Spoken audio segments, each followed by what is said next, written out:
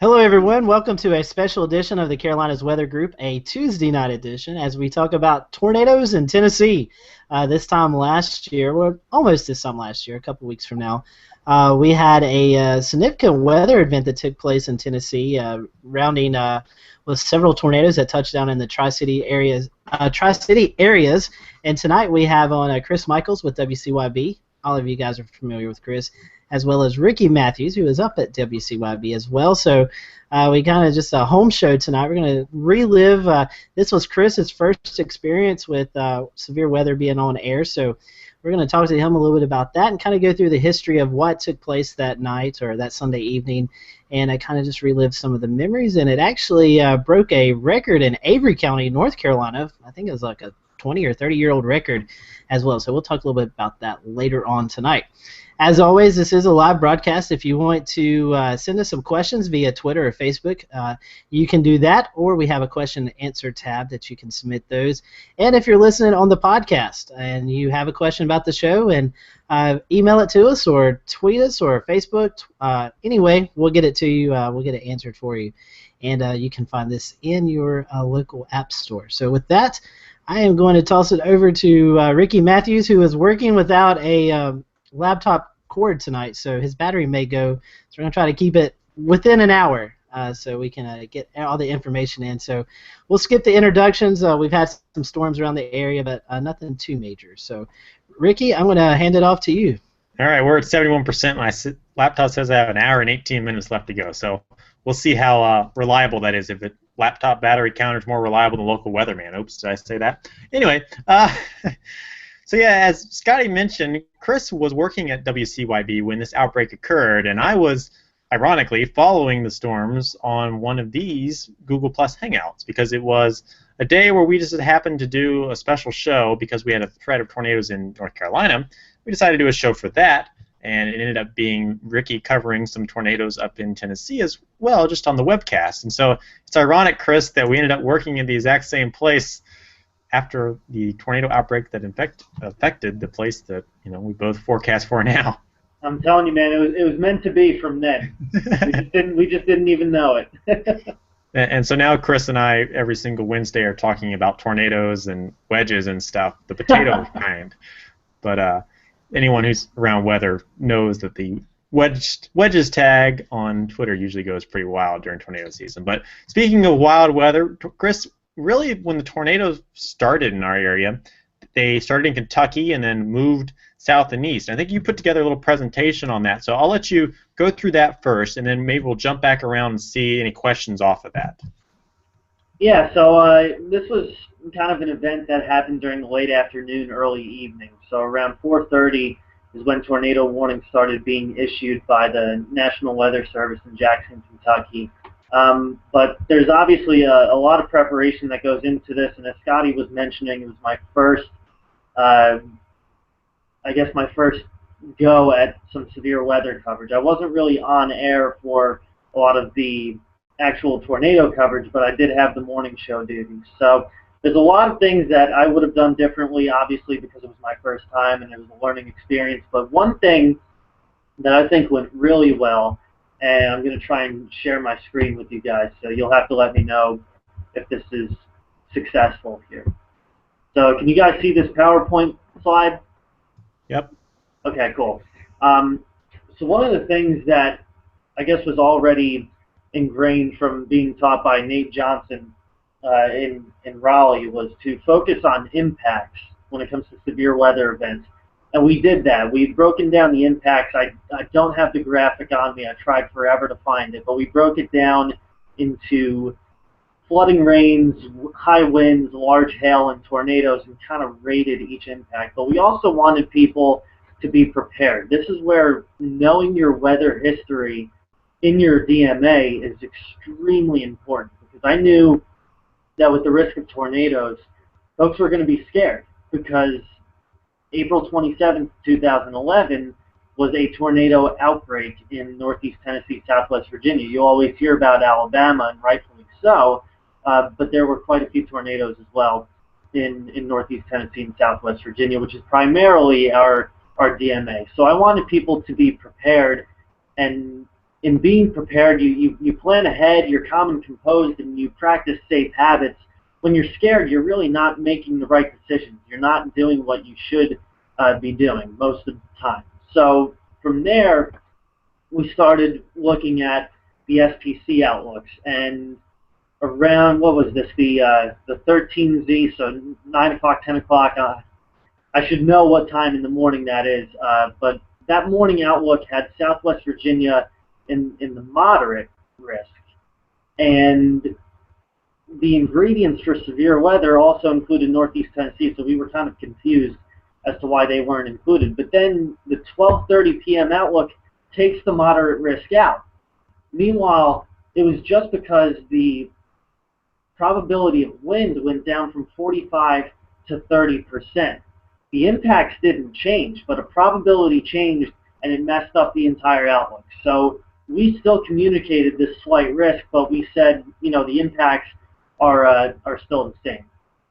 So I want to talk about just kind of from a meteorological standpoint really quickly what things were looking like. And this is late on that Sunday afternoon, and I have a blue circle over where you see dew points in like the low to mid 70s. And this is something that David Boyd, who's now our weekday morning meteorologist, was saying. He's like, you got to watch out for this moisture transport from the southwest, because our dew points earlier in the afternoon were nothing out of the ordinary. But then we started seeing Knoxville at a dew point of like 76, 77.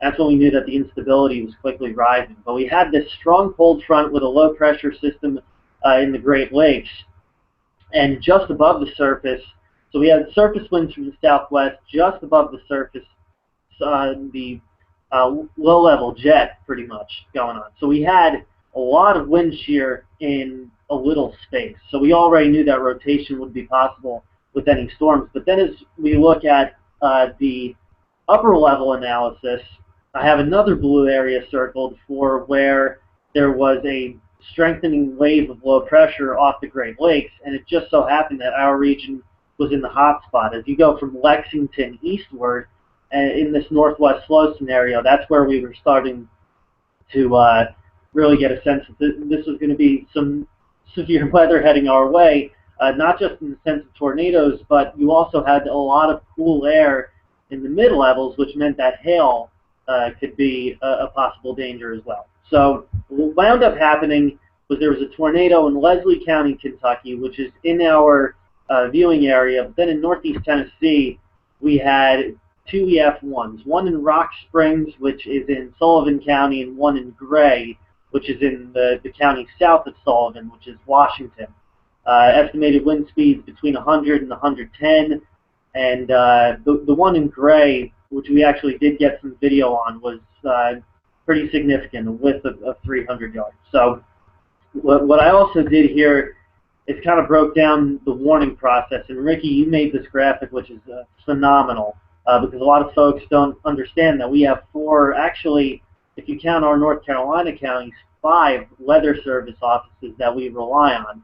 Jackson, Kentucky, Charleston, West Virginia, Blacksburg, Virginia, Greenville, Spartanburg, and Morristown, Tennessee. So Morristown had 5 tornado warnings that day, 2 of which verified, and Jackson had 2 in our DMA, 1 of which verified, and then Charleston, Blacksburg, and Greenville, Spartanburg didn't have any. So we talk about tornadoes, but really a lot of folks were seeing this. Golf ball to baseball sized hail on that day, damaging wind gusts in excess of 70 miles per hour. So when you talk about this event, no, the numbers as far as the amount of tornadoes were not exactly staggering to, say, someone who's in Oklahoma or anything, but this really just, it was an all-around event. We had high winds, we had large hail. We don't see that kind of hail very often around here. So it was just an interesting day from front to back, from beginning to end. And Chris, when I was going back and looking at the SPC outlooks this morning, that was the thing that stood out to me, was we actually were in a 30% hatched for hail, 30% for wind too, but at least from a standpoint of how I would maybe describe the hail threat was larger than the damaging wind threat. in terms of the severity of it almost, which is pretty unheard of in our region. Usually we get the winds, and that's about it with squall lines and stuff. We don't get the supercell thunderstorms that we had that day. Right, and that was something that it didn't catch us off guard because we knew that that's what we were expecting. But like in the beginning of that presentation, the fear from the April 27th tornado outbreak had everybody asking, what's the risk of tornadoes? I mean, Ricky, you know, just from being with the station for a few months, anytime there's a threat for severe weather, folks are asking, what about tornadoes? Well, that hail the size of a baseball is going to do damage and more widespread than the two tornadoes that we saw. So really just an outstanding event from our perspective, just because we don't get that quite often. And really earlier in the day, you mentioned you did the morning newscast. I'm assuming we had David in later in the evening as well.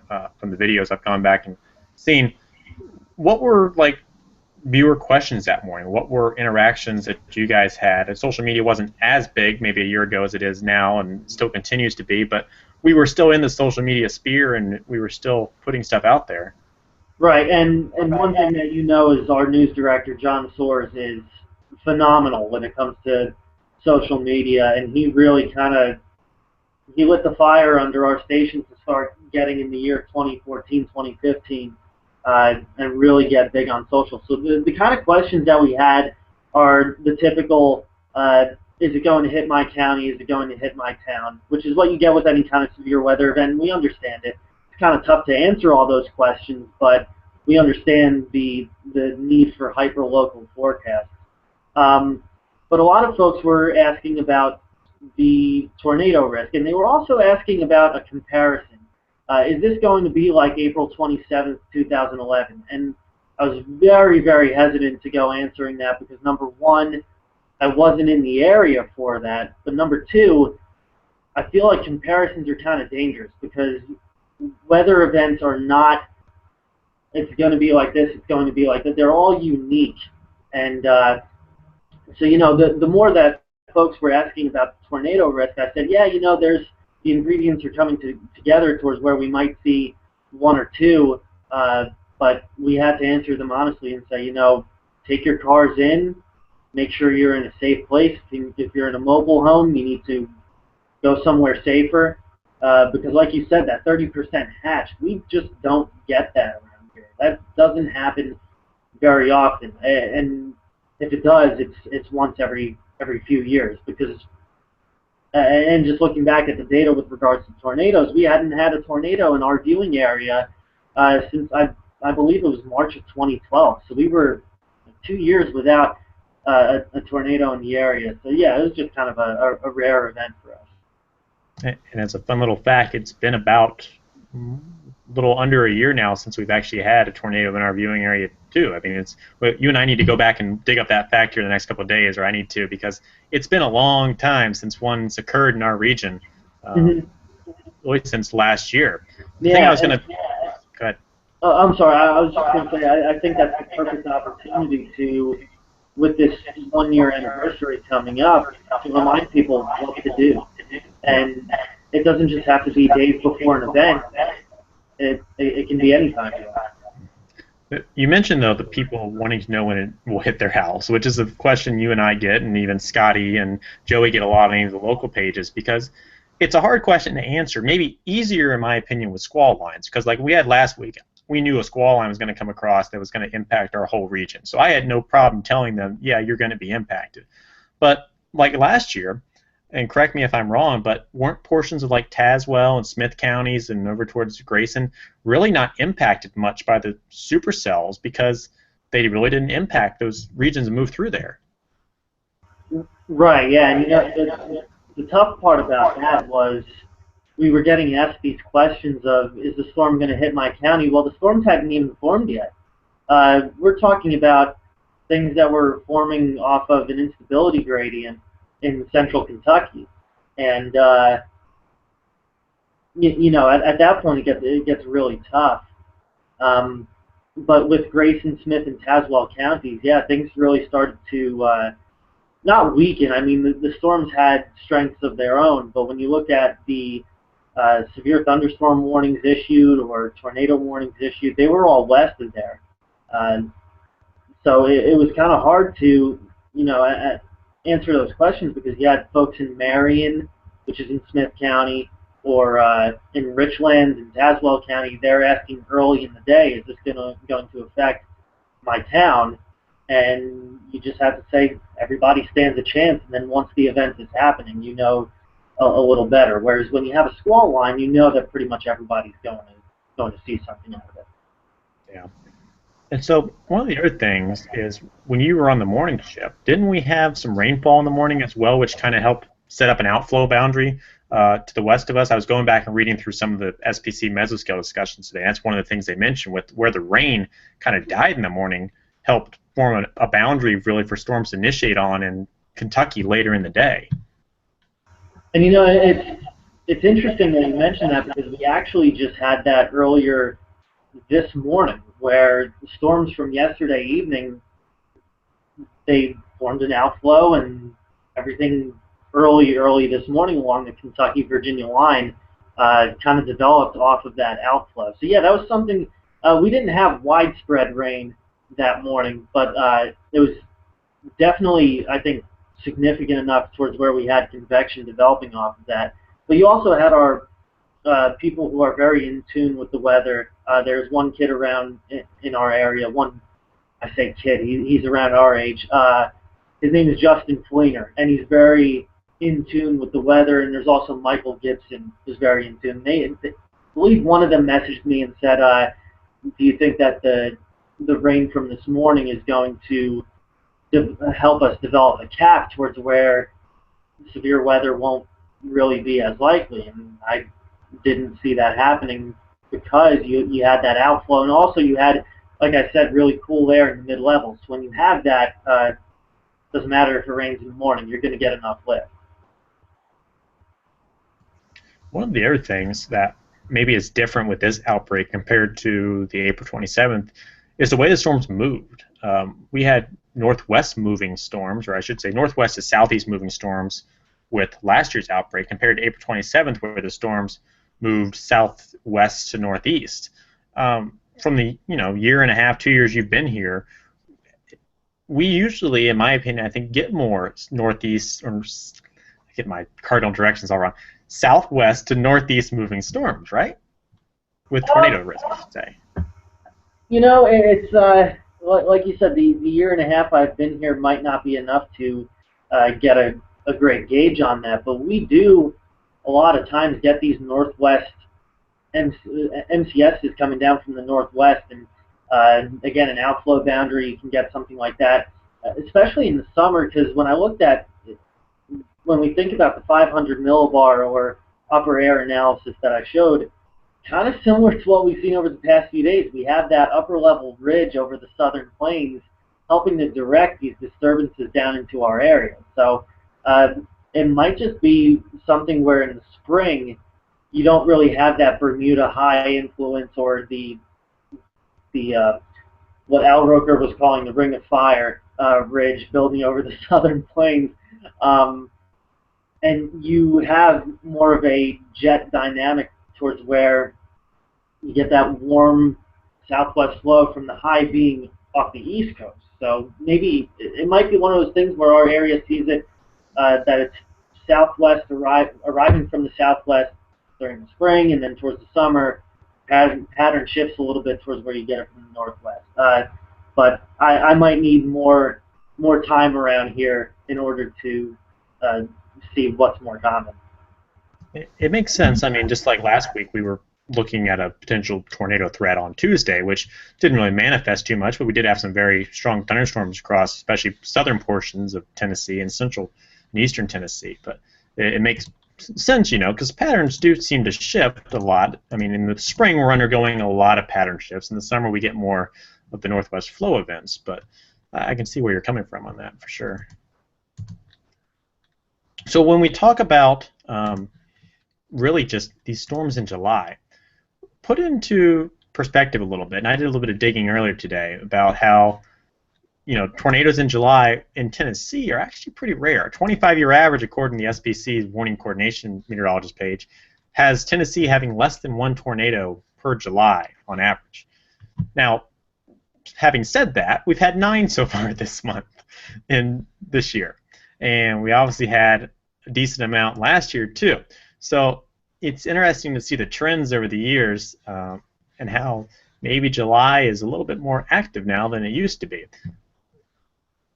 You know, and one of the things I'm just thinking of as you're talking about that is that northwest flow scenario where you have a little bit more directional shear. So this year, where we've had that upper level northwest flow, Lord knows how many times this month, you have that deep layer shear towards where these storms can kind of sustain themselves. And you also have that west-southwest flow at the surface. So to me, what I've been seeing just on a day-by-day basis by looking at the SPC meso-analysis is not only the deep layer shear, but the 0 to 1 kilometer, you still have a healthy amount of shear in there. As far as our area, when you look at the hodograph, there's not that curvature in the 0 to 1 kilometer. But as you go towards Middle Tennessee, that may very well be the case. So I don't know if this is something that's going to set a trend through a larger temporal scale or time scale, but certainly over the past 2 years, it's been a little different than what climatology tells us.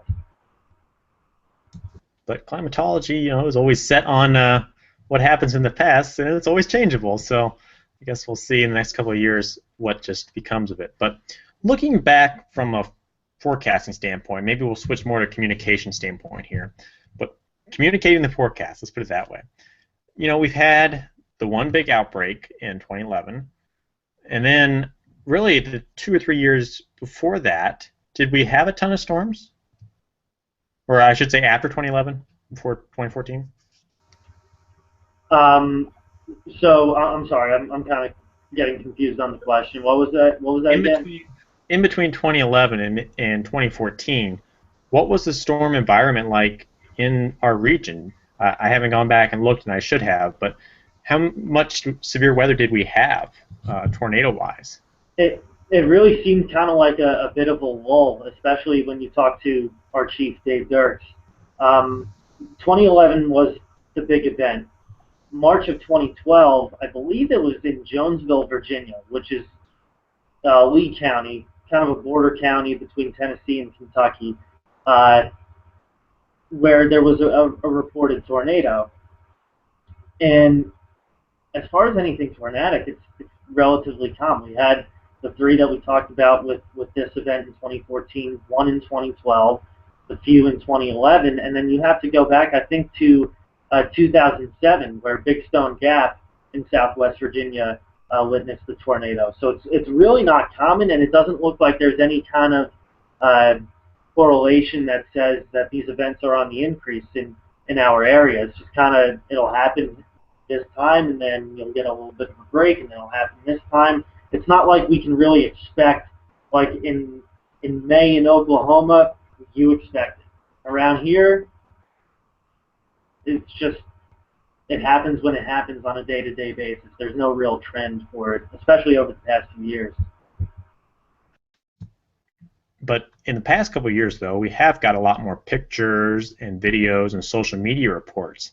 And speaking from a broadcast meteorology standpoint, that's invaluable to you and I, because when we're trying to do severe weather coverage, nothing is better than live video of a tornado or pictures of a tornado just shortly after it's occurred. And really, especially for some of our far southwestern Virginia counties, internet coverage is pretty sketchy over there, at least cell phone wise, and even more so in the previous years. So think back to 2011 and think back to 2014 and how communicating may have been a little bit harder without social media in the area, because we know a lot of people in our region rely on Facebook. So what was, during the event, the reaction on Facebook from people? Facebook was huge. It was, I mean, we went through the numbers the following day because this event happened on a Sunday, and then during our morning and afternoon editorial meetings, we went over the social media numbers, and it was outstanding. People really relied on what we were doing on social media. We called our web manager in, and he was putting together a photo album of multiple photo albums on our website because the pictures just kept coming in. And in fact, that was what I was doing that day. I was there from 2 a.m. until 10 p.m. that day, and during the whole time that the event was going on, I was patrolling social media. You never really would think in 2011 that you would have 3 meteorologists there, 2 of them on air and 1 of them in the back of the studio working on getting pictures in social media. But we say it with severe weather events or winter weather events. We'll dedicate a segment of our severe weather coverage to showing pictures, because we'll tell people straight up, we can look at radar all we want, but when we see what you're seeing outside your window, that tells the story. A lot of people see these greens, reds, oranges, and they're going, okay, Picasso just splattered something on a map. They don't understand it, and we shouldn't expect them to. But when they send in the ground truth, it's extremely valuable. So telling the story in 2014, I'd imagine, was a little easier than doing so in 2011. In Great Tennessee, we had a viewer send in a video of a tornado kind of ripping through what looked like a barn, and we used it on the newscast. And while we weren't really able to say this is a confirmed tornado on the ground, we waited for the National Weather Service to say so. We had the video of it, and it gave people ground truth that, wow, this is a serious situation and can't be taken lightly. Then we started getting pictures of people with their kids with football helmets on in the bathtub. So people were starting to do the right thing once they saw something more than radar. And when we had our tower camera up in Bristol, and you could see rotating, and Dave Dirks is looking like, oh my gosh, then things like that. So you use more than radar to communicate the story, and social media is definitely a huge part of that. And for our coverage, from what I've gone back and watched, we had Dave on green screen the whole time, which I think is invaluable for us because, as studies have proven, and having someone on camera in front of a graphics instead of just having the graphics can really mean a lot, because you can read their facial tone, you can read Dave's oh my gosh expression a lot easier than you can when he's not on camera. And then having a on the side meteorologist really helps too. And that was one of the things that really helped us, because we called our anchors in. So we had our top anchors at the desk, and they were talking about safety tips. Dave Dirks was on that green screen the entire time. So I believe that it's about a three and a half hour event, and so he was on the green screen the entire time. Then you had David Boyd, who, as I mentioned before, is our weekday morning meteorologist now. At the time was weekend evening.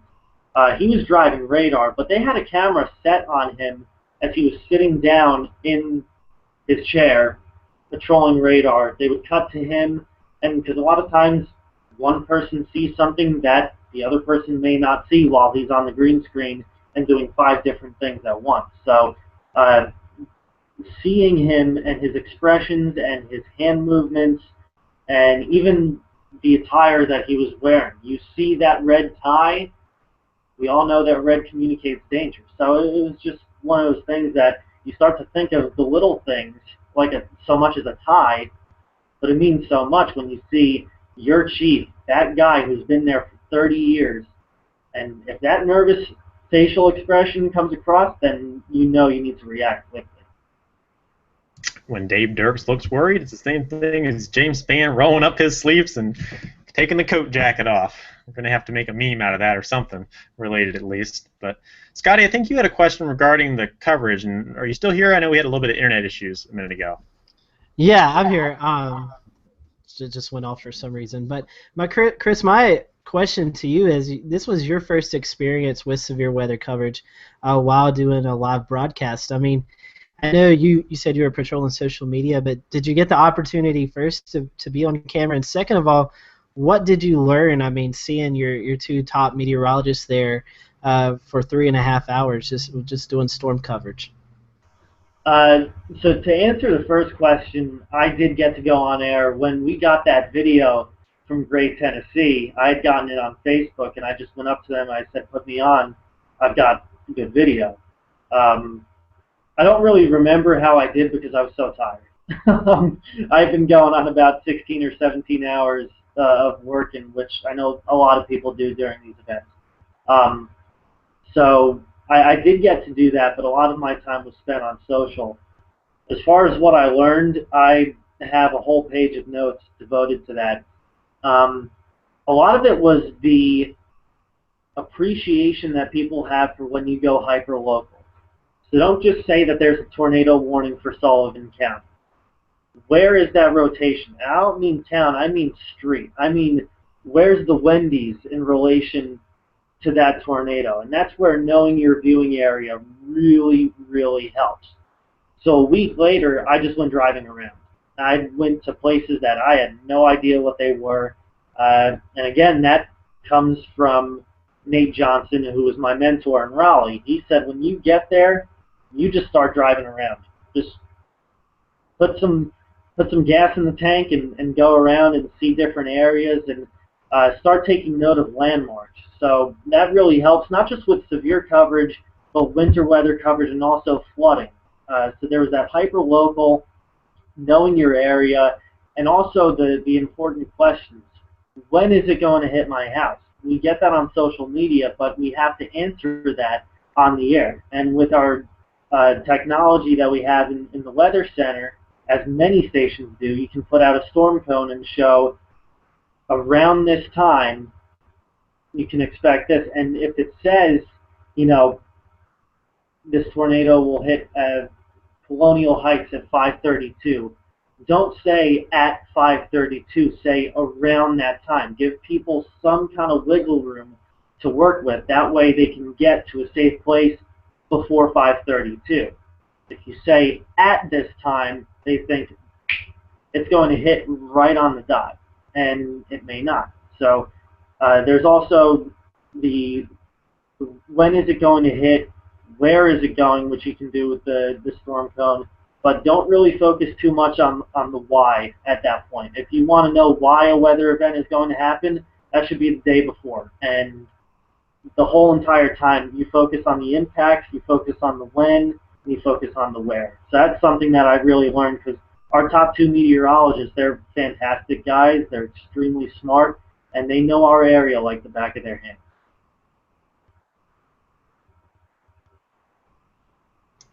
And one follow-up question about the social media aspect was I want to think that this storm system was the video came out as seemed like it was a housing development, maybe a cul-de-sac, and the person was standing out on the front porch, and actually the tornado dropped down and took a couple of trash cans down the road. What were some of the most interesting videos or pictures that you saw from this event? Well, the viewer video definitely had to be one of them because, I mean, think about it. How many times have we seen a tornado outside our front door? I have never seen that. So that was interesting to me. The people sending us the pictures from the bathtubs with their kids, with the helmets on, they're trying to make severe weather safety fun. I thought that was perfect. I'm trying to think of some other pictures that we were sent. I mean, you're getting pictures of baseball-sized hail, and as Ricky and I were mentioning, we don't usually get that around here. That's a very, very rare occurrence. So from the actual meteorology of it all to the fact that people were keeping safe and doing it in a fun way with their kids and their New York Giants helmet on and their bicycle helmet on, and Dad and the dog are in there with a blanket. That was really cool. And we also we took that as an opportunity to celebrate people's successes. A lot of times we tell people, don't do this, turn around, don't drown. Well, if you celebrate the fact that people are doing something right, they appreciate it, and then your community appreciates it because you're shedding light on what people are doing right. So that was definitely a great opportunity that one of our tips actually helped is being carried out the right way. People were safe, and everybody else reacted very well to it. Sorry, I was writing stuff down to use in the future. Chris is going to have to send me the notes from last year's outbreak here after a while. But Chris, that's about all I've got for our region, unless you have anything else to hit on. Otherwise, maybe we'll turn it over to the North Carolina side and let Scotty and Joey discuss a little bit about what happened in our regions. The storms moved south and east, because we did end up having a tornado watch issued all the way from the Tennessee, North Carolina border all the way to Charlotte. It's almost my weekend, folks, so give me a break here for a day or two. Go ahead. Yeah, I'm done hearing myself talk, so we'll turn it over to Scotty and Joey for the North Carolina side of things. All righty, Scotty. Well, honestly, it was not as exciting as it was in Tennessee once it hit the Tri-City areas. As we see most of the time in Northwest Flow events, the storms kind of dry up, or the rain, or even in the wintertime the snow dries up over the foothills and Piedmont. I do believe it maybe refired a little bit as it went into the coastal plain. But we were talking about Avery County, and last year, building into the event, Brad Panovich, a friend of ours, was just talking about Avery County had not had a tornado warning issued for their county until 35 years ago. And so when that line did approach the North Carolina-Tennessee line, I do know that our local office, GSP, kind of issued a tornado warning for Avery and Mitchell, and I think Yancey County may have been in that as well. Now, not a tornado did not get produced there, but some damaging winds up on some of the ridge tops. But it was quite interesting to see, and Ricky actually looked this up earlier today. I'm going to try to screenshot it here. This is what, oh, that's the wrong one. That's the notes for the show. See, we do get prepared for this show, so Ricky did a great job getting prepared, but let's see if I can pull this sucker up. All right. There we go. Let's go to Facebook. All right. Can you guys see this? Yep. All right. Cool. Well, here was the lone tornado warning. This is for Avery County, as you can see over here. And this record was taken all the way back to January 1st, 1986. And the only tornado warning was issued during this event last year. Lasted for about 29 minutes. Like I said, no touchdown. But it was one tornado warning issued for that county. And quite frankly, those folks up there really didn't know what to do with tornado warnings, because they're not used to it. So I had some scared people, and we saw a lot of posts on the page. What should I do? What should I do? You know, they're used to winter weather and stuff like that. But no damage was up there. But it kind of got those guys. It got their attention because Chris and Ricky and even Joe, I'd like for you guys to chime in on this. Something we really haven't talked about much is maybe not necessarily in the Tennessee part where you guys have had tornado outbreaks, but a lot of people have this old folklore that tornadoes don't happen in the mountains, and that's just not true. Right, and that's something that I think when it comes time for the spring and the summer, if we look at tornado climatology and see when things most often happen in our region, that it's at that time that you break out a graphic and you say, you know, here's some tornado myths, and one of them is, well, tornadoes can happen in the mountains. Just look at the Rockies, you know, and show people that kind of thing, and then explain the meteorology behind it. You can take that time to show that you know what you're talking about and that you're a trusted source, you know, because you don't want people to be unprepared for anything. Because it can happen. And for, you know, the fact that we've had a politician in New York who has come out and said he was in upstate New York showing tornado damage and said tornadoes don't happen around here. Well, when you hear that, that politician that's your governor, that's your trusted source. You trust what he says, and all of a sudden you think, well, I don't have to worry about that. But in a way, everybody does. It may not happen often, but you still got to be ready for it. It is sooner or later you're going to experience maybe not a tornado per se, but a damage and wind event, a straight line damage and wind event, something like that. I do have the SPC. I'm going to pop that back up for just a second.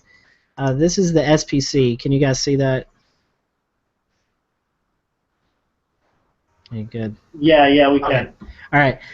What is shown here is we had some wind damage and large hail that was documented in the southwestern portions of the state towards Asheville and then back towards Brevard and places like that. And then we had some storms that produced damage out towards Rocky Mount and Greenville, North Carolina. So as you can see, the main concern or the main the main storms were here over Tennessee, Kentucky, into portions of Virginia. But once it hit the mountains, they kind of died out, and we had a little damage report there in the southwestern portions of North Carolina. And then as you get in the foothills and the Piedmont over to the coastal plain, not a lot of fanfare from this event. So, there we go. So that was kind of the review of that. And Ricky, I would like to toss this to you and Chris, and if Joey's around, Joey, we get this question a lot. It seems like your locations there in the Tri-Cities, you get a lot of the storms and a lot of the snow in the wintertime, but once it hits North Carolina, it kind of dries out over us. And a lot of people say severe thunderstorm-wise, does the mountains take away from that as it enters into North Carolina? Ricky, do you want to? I think sometimes, yes, it does. However, you got to remember that a lot of times, and Chris, you can comment on our region here in a minute as well, that we get upslope and downslope a lot. So we have the thunderstorms, that get the upslope in the mountains, and maybe they weaken a little bit as they come towards the ridge. But when they get in that downslope, as you guys see, Scotty, a lot on the eastern side of the mountains, they really intensify sometimes before they make it into Charlotte, or sometimes it takes until I-77. But we have the same thing, Chris, in our region too, especially when storms approach from Kentucky. They can sometimes get impacted by the Cumberland Plateau and then weaken a little bit and then really strengthen as they head down towards Johnson City, Kingsport, and Bristol. Yeah, that's exactly it. You pretty much hit the nail on the head. And one other thing, because the Appalachian Mountains are a pretty significant chain as far as height goes, is that you may have a little bit of disturbance, but then you have a zone of maybe pre-existing energy where the column of air can stretch and then regenerate and strengthen as it moves east of the mountains.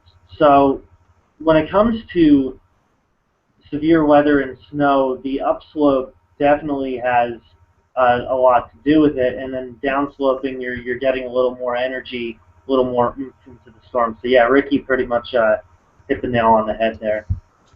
And another thing with the North Carolina connection is these storms rolled in around 7:30, 8 o'clock, and by then we are losing a lot of our daylight heating, and that's something that you really need to get this line of severe thunderstorms active over us.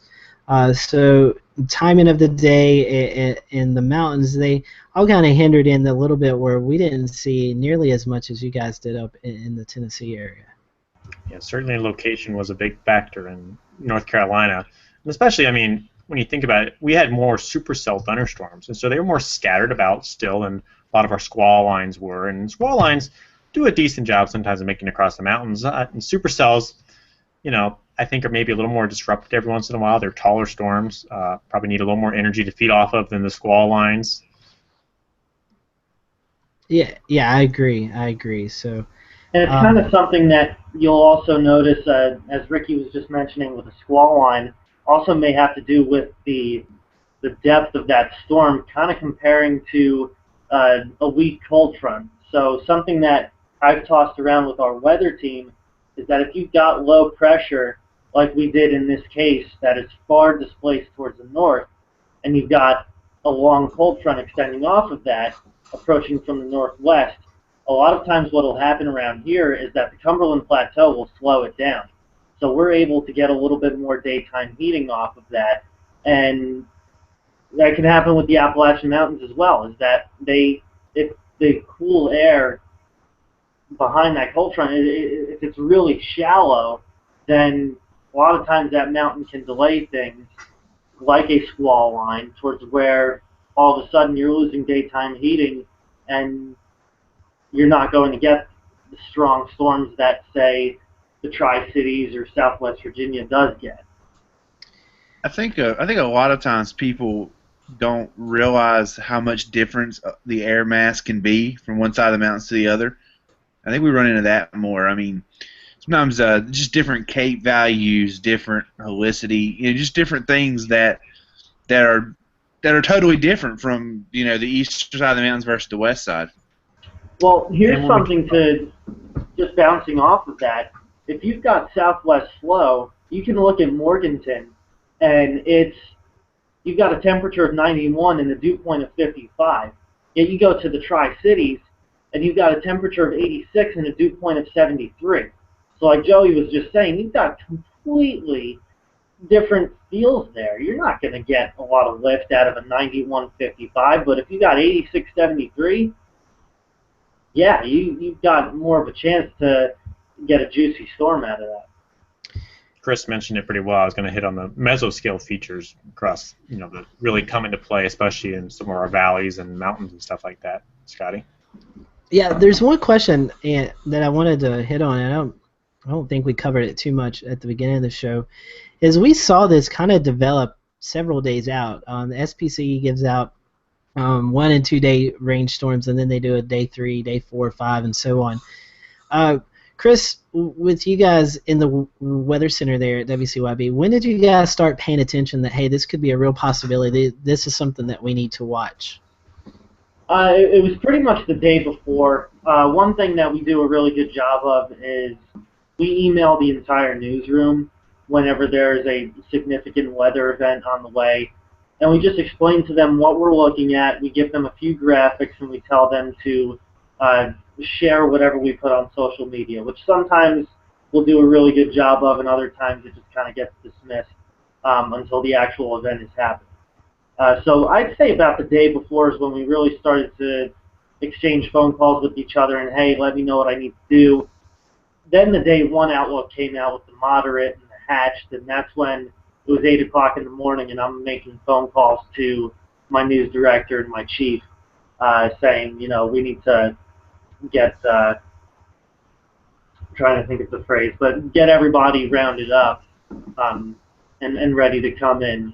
So yeah, it was probably a good 24 to 36 hours prior to the event that we got a sense that we'd be dealing with something kind of rare. And if I'm not mistaken, that was pretty well documented from the SPC. I mean, they did a fairly good job with that event, with showing 3-4 days. They don't do the slight moderate, but they just show areas of concern or areas that need to be watched. And I believe, if I'm correct, they kind of highlighted your area a couple of days out and just say, we need to monitor the possibility of seeing some thunderstorms, severe thunderstorms in that area for that Sunday. And I think, Scotty and Chris, one of the things from a forecasting standpoint, we don't want to say tornadoes 4 days out, unless It's maybe April 27th. We usually don't want to get that specific. We'll talk about severe storms, and we'll talk about wind and hail and maybe an isolated tornado, but I'm not going to go on air 3 days before and say there's going to be numerous tornadoes across the area. Now, I may say there may be 1 or 2, but still, you want to be cautious that far out. But, saying there's a risk is nothing bad. I put 3-day severe weather risks on air before just because, in my opinion, maybe you can never be as well prepared as you are if you have more warning. Yeah, I agree. And like you were talking about earlier, Ricky, it seems like Tennessee is the new Tornado Alley in July. I mean, with the event last year, and then I think, what did you say, 9 earlier so far in this month? We've had 9 so far in the month of July, but note that a lot of those were weak tornadoes, and I think over the past, maybe 20 years or so, we've gotten a lot better at detecting tornadoes, especially the weaker ones, with the advantage of the dual pole radar and Weather Service storm surveys that they use with GIS tablets and everything. It's a heck of a lot easier to go out and do these storm surveys than it used to be, because you can get a lot more viewer reports too. And before, it would just be a lot of emergency managers relaying reports or maybe news reports, but now people can actually connect pretty well with the Weather Service and tell them, hey, I think there's a tornado that came through here or something like that. Chris, I think, has pulled up the SPC Outlook, and he seems eager to show it to us. So we'll present to you, Chris Michaels. Yeah, Scotty, you kind of piqued my curiosity. So the Day 3 Outlook, which was that Friday the 25th, had our area in the slight risk, as you go down to the probabilistic, it's got all of Kentucky, parts of West Virginia, the Ohio River Valley, and us in the 30% hatched. So SPC was really very good in being. Let's see how I'm going to do this here. Can you guys see my beautiful face? We gotcha. There we go. Yeah, SPC, this was really well documented by them, just to prove your point. Yeah, I thought they did. From what I could remember, I thought they did a great job with the heads up for a couple of days out. So, well, Ricky, I know your battery's probably about dead. What's your percentage? We are at 43%, although it still says I have an hour and 18 minutes left to go. So it actually jumped to 2 hours once I turned the screen brightness down and everything. So thanks to Dell for making pretty good laptop batteries. And if you want to send us a sponsorship check, you can send it to Scotty. That's right. Yeah, we'll take care of it. So, well, it's 8:55. So I'm good with questions, and I think Ricky was. Joey, do you have anything kind of follow up? That's pretty much it. You guys, with Chris's presentation there, wow, what happens when we prepare for a show? Look at this. Well, see, next week we're going to have to put together some graphics and stuff for our stuff too. So Chris is just getting prepared a week in advance for me to steal because he's not working on Monday when the outbreak comes along. So I guess I get to publish some of this stuff. Monday I am. I'll be back by then. Oh yeah. I forgot next week's a crazy week with all different types. I'm in the evenings, so Chris is on the mornings, and then I'm working with David in the evenings. That's right. Yeah. So I'll just steal whatever graphic you make over the weekend. Alrighty, that works for me. All right, guys. Well, Chris, we appreciate it. I know you have some family business to attend to tomorrow, so we give you our thoughts and about that, and we'll be thinking about you guys. And thank you for coming on tonight. I know Tuesday night's kind of different, but hey, we enjoyed it. Thank you guys for having me. Unfortunately, some family business to take care of, but we're all okay, and I appreciate you guys changing the schedule and your thoughts as well. Hey, no problem. We like you. If we like you, we'll do stuff like that. So, speaking of, next week we have Rick Smith on from the National Weather Service out in Norman, Oklahoma. He's finally going to get on after the tornadic April and May that we tried to book him for. He's going to come on next week, so we're looking forward to that. Joey, do you have a rant tonight? No, I don't have anything tonight. I've got one. Oh, let's let Ricky go. So let's think about this, folks. I assume some of you have seen these pictures floating around Facebook today of the shark cages. Now, if anyone here is actually thinking that's a good idea, let me tell you what. I grew up at the beach. If you need a shark cage to get in the water, you shouldn't be at the beach in the first place. There's a lot more things at the beach that are going to attack you than that shark. I mean, there's some people wearing swimsuits that shouldn't be wearing those swimsuits. There's jellyfish that are going to sting you. And then the jellyfish is going to get stuck inside that cage and continue to sting you. And so you're just going to have a worse time than you would if you got bit by the shark. And that's my little rant for tonight. Although I will say that shark cage was a joke, and the persons who made it into a joke so they could take a picture. And it was pretty funny. But hey, it went viral today. It did, and I was.